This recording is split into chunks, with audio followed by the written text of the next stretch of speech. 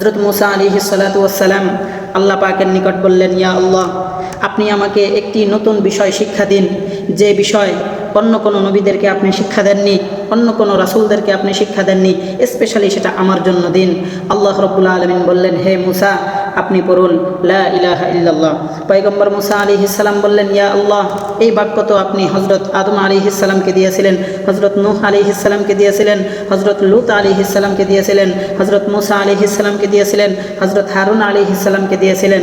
ইয়া আল্লাহ, আমি তো আপনার কাছে নতুন একটি বাক্য চেয়েছি, যে বাক্য শুধু স্পেশালি আমার জন্য থাকবে।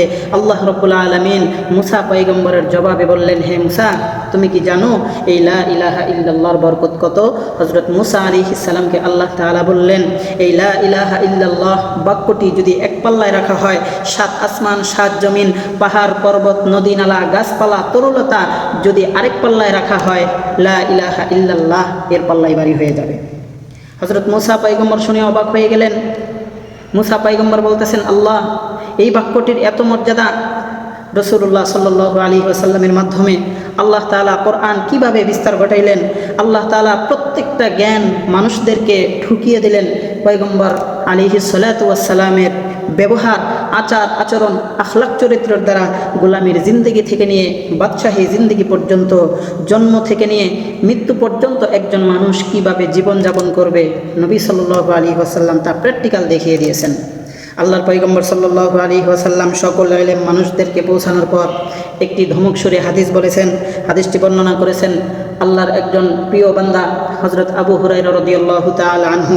তিনি বলেন, রাসূলুল্লাহ সাল্লাল্লাহু আলাইহি ওয়াসাল্লাম বলেন, ওয়াল্লাযী নাফসু মুহাম্মাদুম বিয়াদিহি, ওই আল্লাহ পাকের কসম, যে আল্লাহ পাক রব্বুল আলামিনের কুদরতি হাতে আমি মুহাম্মাদের জীবন, লা ইয়াসমাউ বি আহাদুম মিন হাযিহিল উম্মতি ইয়াহুদিয়্যুন ওয়ালা নাসরানিয়্যুন, নবীজি ধমক সুরে বলেন, আমার উম্মতের মধ্য থেকে হোক সে ইহুদি, হোক সে খ্রিস্টান, হোক সে বৌদ্ধ, হোক সে নাসারা, হোক সে কাফের, হোক সে মুশরিক, যে শ্রেণীর ব্যক্তি হোক না কেন, আল্লাহ পাক রব্বুল আলামিনের কোরআনের বিধিবিধান তার কাছে পৌঁছানোর পর, আমি রসুলের হাদিসের জ্ঞানগুলো তার কাছে পৌঁছানোর পর যদি কোনো ব্যক্তি ঈমান না আনে, আল্লাহর কোরআনকে বিশ্বাস না করে, আমার হাদিসকে বিশ্বাস না করে, শরীয়তের বিধিবিধানগুলো বিশ্বাস না করে, আর ওই অবস্থায় যদি ওই ব্যক্তির মৃত্যু হয়ে যায়, নবীজি বলেন, সুম্মা লাম ইউমিন বিল্লাযী উরসিলতু বিহি, যদি ওই ব্যক্তি কোরআন এবং হাদিসের উপর ঈমান না এনে মৃত্যুবরণ করে, ইল্লা কানা মিন আসহাবিন নার, নবী সাল্লাল্লাহু আলাইহি ওয়াসাল্লাম বলেন, আল্লাহ রাব্বুল আলামিন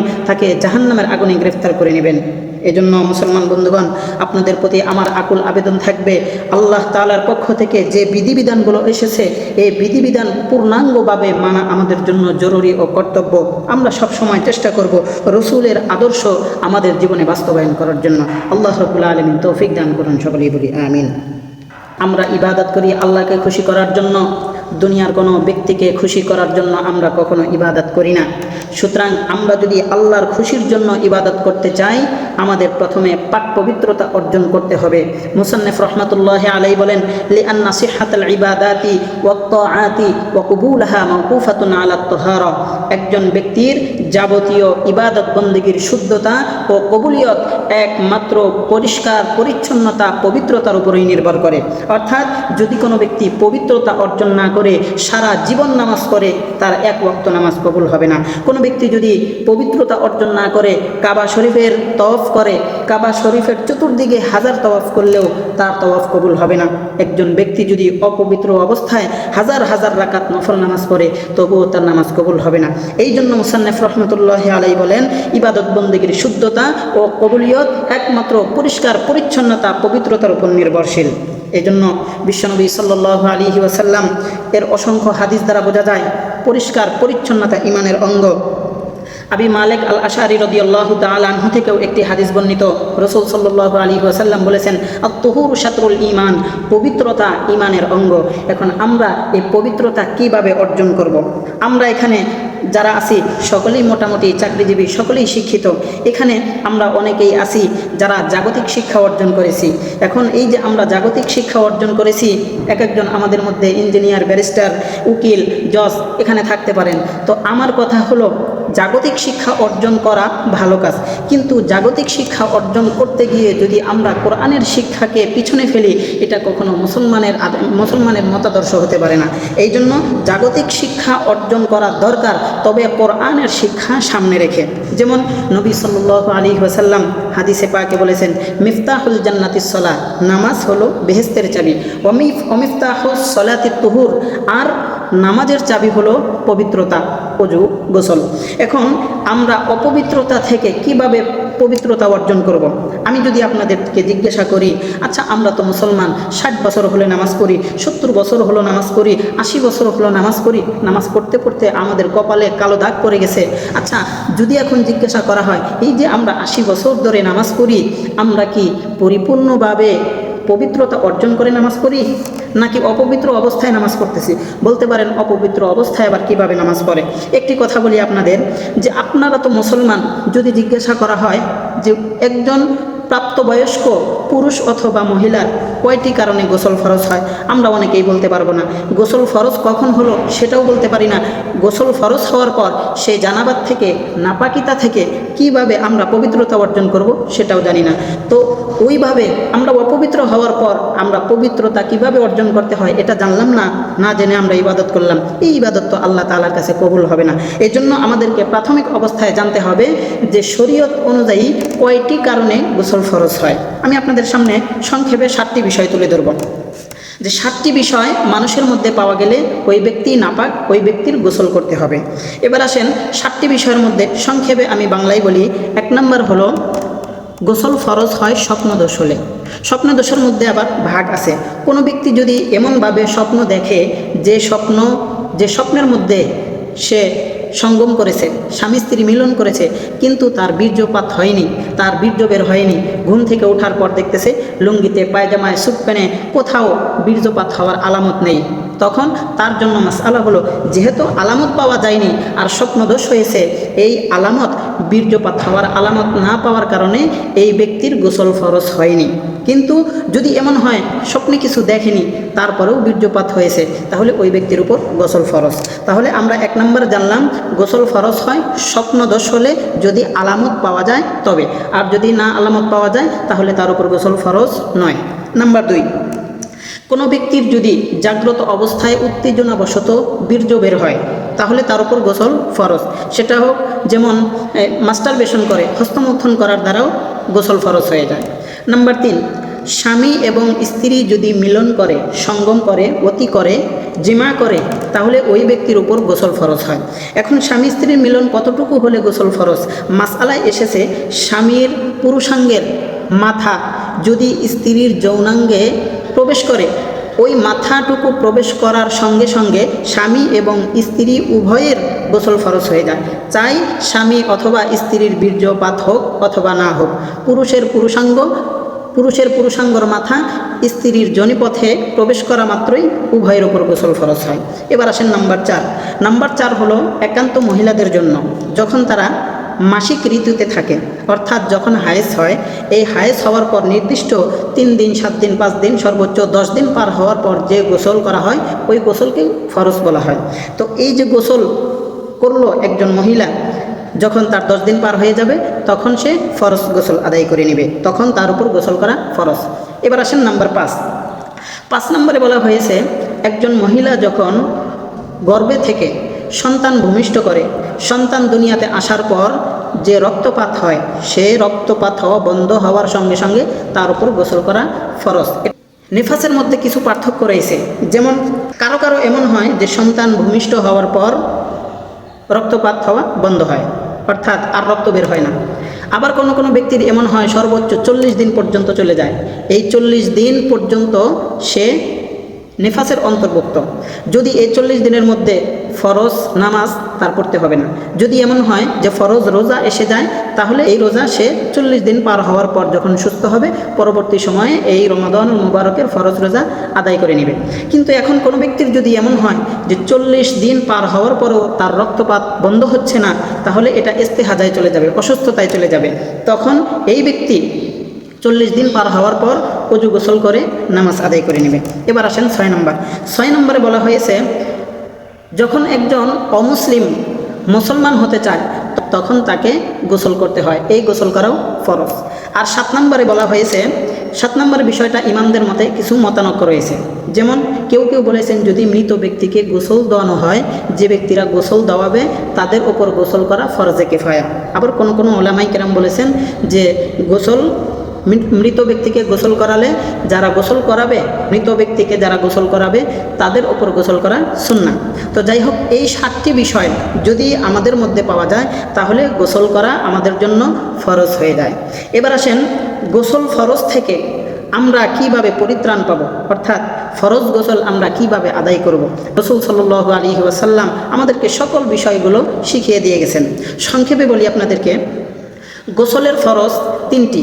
এই গোসলের ফরজ আমরা যদি 3টি সুন্দরভাবে আদায় করি আমরা নাপাকি থেকে পরিত্রাণ পাব। তার মধ্যে নাম্বার 1, গড়গড়ার সাথে কুলি করতে হবে। গড়গড়ার সাথে একজন ব্যক্তিকে কুলি করতে হবে। নাম্বার 2, নাকের নরম জায়গা পর্যন্ত পানি পৌঁছাবে যখন কোনো ব্যক্তির গোসল ফরজ হবে, পুরুষ হোক অথবা মহিলা হোক। নাকের নরম জায়গা পর্যন্ত পানি পৌঁছাবে এবং নাক ঝাড়বে, নাক পরিষ্কার করবে। নাম্বার 3, মাথার তালু থেকে নিয়ে পায়ের তালু পর্যন্ত শরীরের প্রত্যেকটা অঙ্গ প্রত্যঙ্গে ঘষে ঘষে সুন্দর করে ধৌত করবে। এটা কি জন্য করবে? রাসূল সাল্লাল্লাহু আলাইহি ওয়াসাল্লামের হাদিস থেকে ধমক আসছে, যদি 1 চুল পরিমাণ জায়গা কোনো ব্যক্তির গোসলের সময় না ভিজে তাহলে ওই ব্যক্তির গোসল শুদ্ধ হবে না।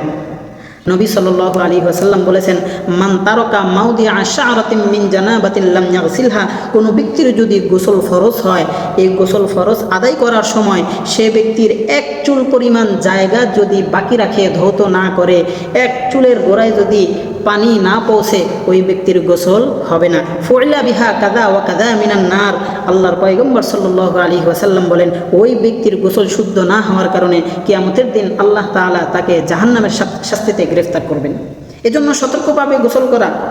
এই গোসল যদি আমাদের শুদ্ধ না হয়, আমাদের নামাজ শুদ্ধ হবে না, আমাদের রোজা শুদ্ধ হবে না, আমাদের হজ শুদ্ধ হবে না, আমাদের যাকাত শুদ্ধ হবে না, আমাদের তওয়াফ করা শুদ্ধ হবে না, কোনো কিছুই শুদ্ধ হবে না। পবিত্রতা অর্জন করতেই হবে। আল্লাহ রাব্বুল আলামিন কোরআনে হাকিমে বলেন, ফিহি রিজালুন ইউহিব্বুনা আন ইয়াতাতাহহারু আল্লাহু ইউহিব্বুল মুত্তাহহিরিন। আল্লাহ তাআলা কোরআনে হাকিমে ঘোষণা করেছেন, যে সমস্ত ব্যক্তিগণ পাক পবিত্রতা, পরিষ্কার পরিচ্ছন্নতাকে ভালোবাসে, আল্লাহু ইউহিব্বুল মুত্তাহহিরিন, আল্লাহ তাআলাও তাদেরকে ভালোবাসেন। এজন্য পরিষ্কার পরিচ্ছন্নতা, সবসময় পরিষ্কার পরিচ্ছন্নতা অর্জন করা ভালো। এটা নবীদের সুন্নাহ। যদি কোনো ব্যক্তির গোসল ফরজ হয় তখন ওই ব্যক্তির জন্য করণীয় হলো গোসল ফরজ আদায়ের পূর্বে যে জায়গায় নাপাকি লেগে আছে সেই নাপাকি জায়গাটা সে সুন্দর করে ধৌত করবে। সুন্দর করে ধৌত করার পর তারপর সে অজু করবে। অজু করে শুধু পাটুকু বাকি রাখবে আর বাকি অজুর সকল কাজ করে নেবে। এরপর সে এইভাবে গোসল করে নেবে, নাকে পানি দেবে, কুলি করবে, এইভাবে গোসল করে নেবে। সর্বশেষ সে তার পা সুন্দরভাবে ধৌত করে নেবে। তো এইভাবে গোসল ফরজ আদায় করলাম। আমরা যখন গোসল ফরজ আদায় করলাম, আমাদের ফরজ গোসল করা শেষ। এখন আমরা মসজিদে যেতে কিছু সময় আছে, আমরা এর মধ্যে পেশাব পায়খানা করেছি। এখন আমরা অজু করব কিভাবে? এই অজুর সওয়াব কি? রাসূলুল্লাহ সাল্লাল্লাহু আলাইহি ওয়াসাল্লাম বলেন যে ইস্তেনজায় যাওয়ারও কিছু সুন্নত পদ্ধতি আছে।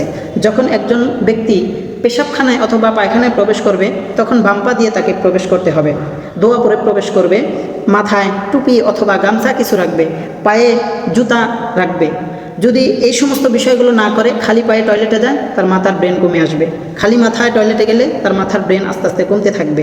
এর জন্য নবীর সুন্নত হলো যখন একজন ব্যক্তি টয়লেটে অথবা পেশাবখানায় প্রবেশ করবে তার মাথা ঢেকে রাখবে, তার পায়ে জুতা রাখবে এবং মুখ বন্ধ রাখবে, অন্তর থেকে ইস্তেগফার করবে আল্লাহ তাআলার কাছে। আর ভিতরে থাকা অবস্থায় কখনো সে কোরআনের আয়াত, নবীগণের নাম, রাসূলগণের নাম এগুলো উচ্চারণ করবে না। খাদ্যদ্রব্য পকেটে নিয়ে ইস্তেনজায় কখনো প্রবেশ করা যাবে না। যাই হোক, বের হওয়ার সময় ডান পা দিয়ে আমরা বের হব, দোয়া পরে বের হব। গুফরানাকা আলহামদুলিল্লাহিল্লাযী আযহাবা আন্নিল আযা ওয়া আফানি। হযরত ইবনে আব্বাস রাদিয়াল্লাহু তাআলা আনহু বলেন, একদা রাসূলুল্লাহ সাল্লাল্লাহু আলাইহি ওয়াসাল্লাম দুটি কবরের পাশ দিয়ে হেঁটে যাচ্ছিলেন।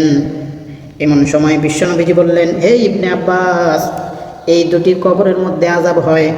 বিশ্বনবীজি বলেন, এই দুটি কবরে আযাব হয়, কিন্তু তুমি মনে করো না এই ব্যক্তি দুনিয়াতে থাকা অবস্থায় খুব বড় বড় কবিরা গুনাহ করেছে, তার জন্যই কবরে আযাব হচ্ছে না।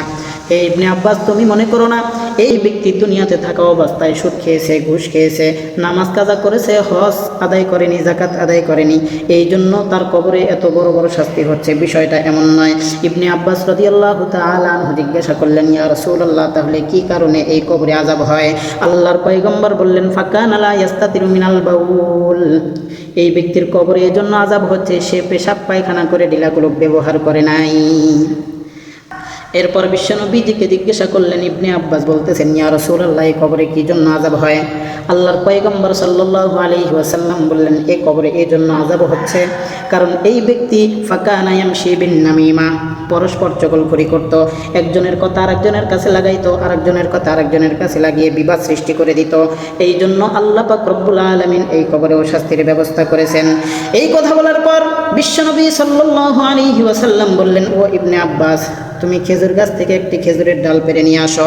আল্লাহর পয়গম্বরের হাদিস শুনে, আল্লাহর পয়গম্বরের আদেশ শোনার পর ইবনে আব্বাস রাদিয়াল্লাহু তাআলা আনহু চলে গেলেন খেজুর গাছ কাটার জন্য। খেজুর গাছ থেকে একটি খেজুরের ডাল নিয়ে আসলেন। আল্লাহর পয়গম্বর এই খেজুরের ডাল দু টুকরা করে দুইটি কবরের বুক বরাবর গেঁথে দিলেন। আল্লাহর পয়গম্বরকে জিজ্ঞাসা করলেন, ইবনে আব্বাস রাদিয়াল্লাহু তাআলা আনহু আল্লাহর পয়গম্বরকে জিজ্ঞাসা করলেন, ইয়া রাসূলুল্লাহ, ইয়া হাবিবাল্লাহ, আপনি খেজুরের গাছের ডাল দু টুকরা করে গেড়ে দিলেন, এর মানে কি বুঝলাম না? আল্লাহর পয়গম্বর সাল্লাল্লাহু আলাইহি ওয়াসাল্লাম বললেন, যতদিন পর্যন্ত এই খেজুরের গাছের ডাল জীবিত থাকবে ততদিন পর্যন্ত এই কবর দুটোতে কোনোদিন আযাব হবে না। ইবনে আব্বাস রাদিয়াল্লাহু তাআলা আনহু জিজ্ঞাসা করলেন, ইয়া রাসূলুল্লাহ, এটা কেমন মুজিজা, আমাকে একটু খুলে বলেন। আল্লাহর পয়গম্বর সাল্লাল্লাহু আলাইহি ওয়াসাল্লাম কোরআনের আয়াত তিলাওয়াত করলেন, ইউসাব্বিহু লিল্লাহি মা ফিস সামাওয়াতি ওয়া মা ফিল আরদ। আল্লাহর পয়গম্বর ইবনে আব্বাসকে বলতেছেন, ও ইবনে আব্বাস, তুমি কি জানো না আল্লাহ পাকের এই সৃষ্টির মধ্যে 7 আসমান 7 জমিন পাহাড় পর্বত নদী নালার মধ্যে আল্লাহ তাআলা যত সৃষ্টি করেছেন সমস্ত সৃষ্টিগুলোই সবসময় আল্লাহ পাকের জিকির করে।